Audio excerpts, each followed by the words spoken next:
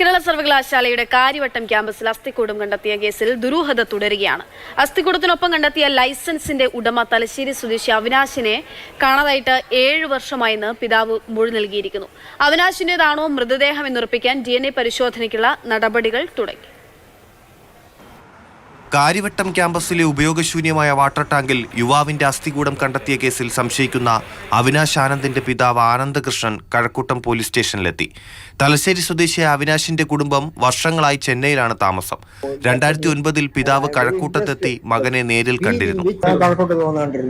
ഞാൻ വന്നു, അവിനാശ് സ്റ്റേഷനിൽ വന്ന് എന്നെ മീറ്റ് ചെയ്തു. കഴക്കൂട്ടത്ത് വന്ന് താമസിക്കുന്ന സ്ഥലം കണ്ടു. അതിനുശേഷം in touch with through mails only. 2017 മുതൽ മകനെക്കുറിച്ച് ഒരറിവുമില്ല. തുടർന്ന് മകനെ കാണാനില്ലെന്ന് ചെന്നൈ പോലീസിൽ പരാതി നൽകിയിരുന്നതായി പിതാവ് മൊഴി നൽകി. അവിനാശിന്റെ ബാങ്ക് അക്കൗണ്ടിൽ 2019 വരെ ഇടപാട് നടന്നിരുന്നതായി പോലീസ് കണ്ടെത്തി. 39-കാരനായ അവിനാശ് കഴക്കൂട്ടത്തെ IT സ്ഥാപനത്തിൽ ജോലി ചെയ്തിരുന്നു. കഴിഞ്ഞ ബുധനാഴ്ച വൈകുന്നേരമാണ് കാര്യവട്ടം ക്യാമ്പസിലെ ബോട്ടണി വിഭാഗത്തോട് ചേർന്ന ജല അതോറിറ്റിയുടെ പഴയ ടാങ്കിനുള്ളിൽ അസ്ഥികൂടം കണ്ടെത്തിയത്. മാതൃഭൂമി ന്യൂസ്, തിരുവനന്തപുരം.